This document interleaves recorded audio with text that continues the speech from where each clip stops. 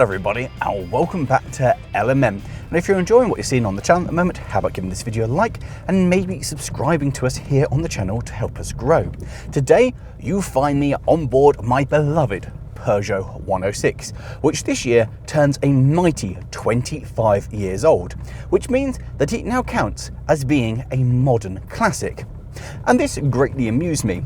Whilst its siblings, the Quicksilver, the GTI and the mighty Rally, may well have been earmarked to be future classics, this one certainly wasn't. And that got me thinking, what are the future classics of tomorrow going to be? Or are we approaching a point where there aren't going to be any more future classics? And more importantly, at what point will my Mini, which turns 20 years old next year, and that's old enough for some insurance companies to refer to it as a modern classic, when will that be considered a classic car? But before we can look at what are going to be the future classics of tomorrow, we need to define what makes a modern classic today. Obviously, there's age and a certain amount of rarity out there in the wild. Add in a bit of the good old wow factor and a healthy dollop of nostalgia. All categories that I think we can agree that my MR2 has in droves. And I would argue so does the 106. The Mini, well, not so much. A classic car has to do something special. It has to fire up an emotion within us. Clinically, a modern car knocks the spots of a classic. It's quieter, it rides better, it's safer, it's more efficient, there's more technology in it, and it has critically better handling and performance. The modern car should always be the one that we choose. But to the enthusiast, the classic has the ability to make us want to choose it. Maybe it's because you enjoy having something strange and unusual out on the roads. Perhaps you enjoy the way it handles or the way it sounds, or you just take pride in knowing it's in its rightful place, driving on the roads. Perhaps you like the styling and you enjoy the heads that turn as you go past. Or perhaps it's as simple as you wanted one when you were young, like me and the MR2, or maybe even you just grew up with that car, like me wanting the Ford Sierra because it was my family's car when I was young. Nostalgia makes us ignore a whole host of flaws. It doesn't matter that it's not a critically acclaimed car. We love it for what it represents. The fact that our parents had one, the fact that we went on holiday with that car, the fact that we made memories with that car. A classic doesn't have to be a car that the magazines of the day raved on about. It just has to be special to us. And that's where the problem lies. Take this Polo for instance. It is in every conceivable way better than my 106, as much as it pains me to admit that. However, this car is on finance, like many other cars in the UK at the moment. In fact, it is the single most popular way to acquire a new car, with over a whopping 3/4 of all new cars sold on finance. And this one, like the one before it, and the one before that, and the one before that, when the owner comes to the end of his lease period, it will go back to the dealer and the owner will leave with a shiny new car. And I fully understand that buying a car on finance makes sense. It makes getting a new car actually achievable, because after all, new cars are very expensive. But the growing trend is like the owner of this vehicle. At the end of its lease, he will take it back and not keep this machine, but leave with a shiny new car. And that means a whole generation will grow up without an attachment to a car. They'll grow up without that love for a particular car that they grew up with. They'll grow up without that love for my mum's Sierra, because every 3 years they'll get a new and improved machine. And that means that the love for unremarkable classics like my 106 might well just not exist. In 25 years, the owner of this particular car is unlikely to look back and remember this one and think, that was an extraordinary car, and want to revisit it. It will just be lost in the history of past cars. There will, of course, be people who will very much look back on this and go, actually, you know what, that was extraordinary and I want to revisit it. The problem is, though, that they might not actually be able to. When my 106 eventually decides that it no longer wants to proceed, I'm fairly sure that I'll be able to fix that. It's a simple enough beastie. The modern car is a far more complex affair to a ludicrous degree, and with that comes a certain incompatibility with the future. So many of the electronics and the computers are bespoke to that very vehicle. And when they fail, it's a major job to be able to restore life to that car, if it's possible at all.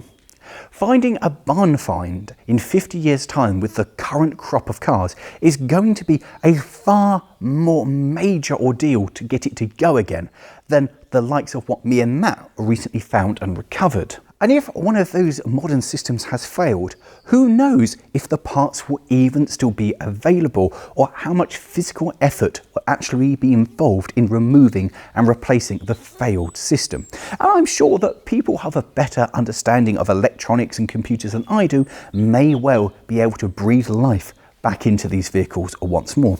But I like a vehicle that has a degree of fixability, something that can be repaired. Modern vehicles are more designed to have parts that are just replaceable rather than fixable. A friend of mine has a modern Landy that has some 7 computers, and when one of those computers couldn't talk to another one due to a broken wire, the thing wouldn't start.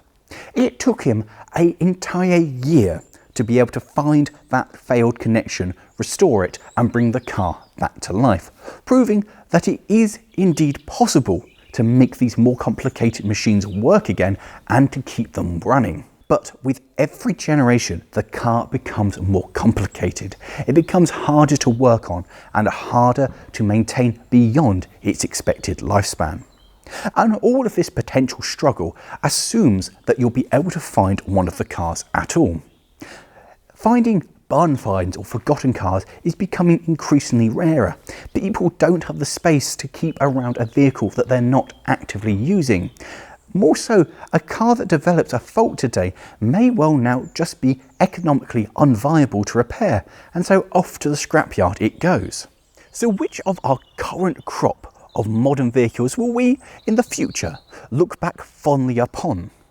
Well, I think the obvious choice is the first generation of electric vehicles, things like the Zoe and the Leaf, because whether you like them or not, they at the very least deserve to be preserved. They're an important part of our automotive history and development.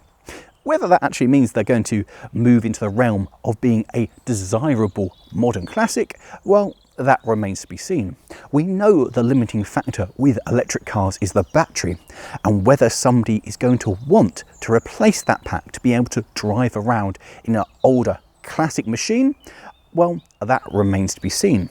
I mean, in principle, the idea of being able to swap a battery pack is pretty simple. In reality, the inaccessibility and the cost of replacing it with a more modern alternative is probably going to stop it from ever being a popular option for many people. For me, the joy of having a classic car is having something that is different to the standard car that's out on the road. That's why sports cars always have a good shot at being a future modern classic. They're built different, and generally they go into the hands of enthusiasts straight away. But that means that for cars like the Mini or the Polo, their future depends very much on what the next big thing is. At the moment, we're living through the SUV revolution, so much too that it has changed the way that the next generation view the standard car.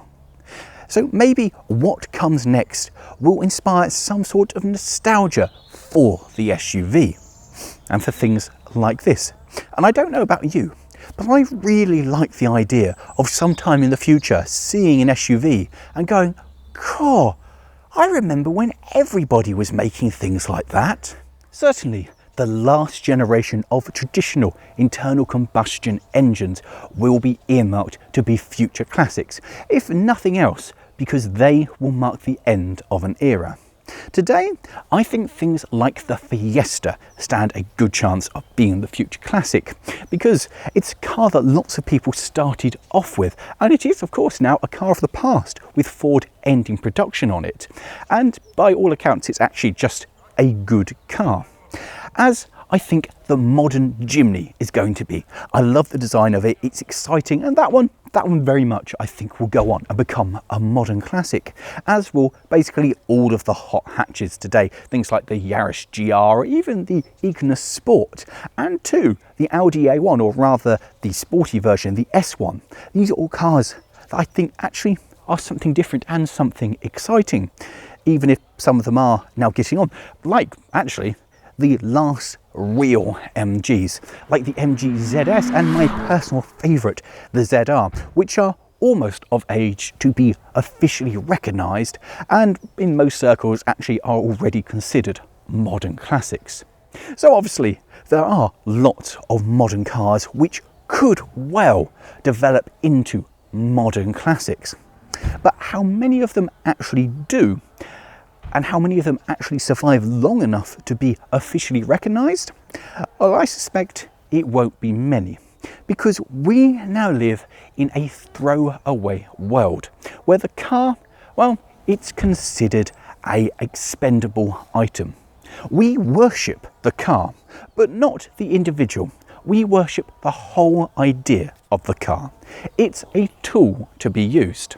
The world where the car was something that we loved, a dependable member of the family, they are long gone. So with the way that the world is changing, I wonder if we're now looking at the last generation of cars that will one day go on to be the future modern classics.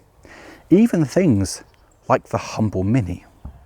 And with that, thanks for watching. Let me know in the comments below what you think the future classics are going to be, and let me know if you think I'm completely wrong, or perhaps you agree and think that I'm onto something. Let me know in the comments. And with that, I'm going to go and have a drive in my classic Peugeot. Thanks for watching, guys. We'll see you next time. And if you have enjoyed this one, coming up somewhere on the screen now, a couple of other videos you might enjoy.